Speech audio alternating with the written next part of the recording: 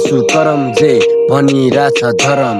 बनिसके कलङ्क तर मान्दिन म सरम धेरै पाए कष्ट अझै बढाइरहेछु कदम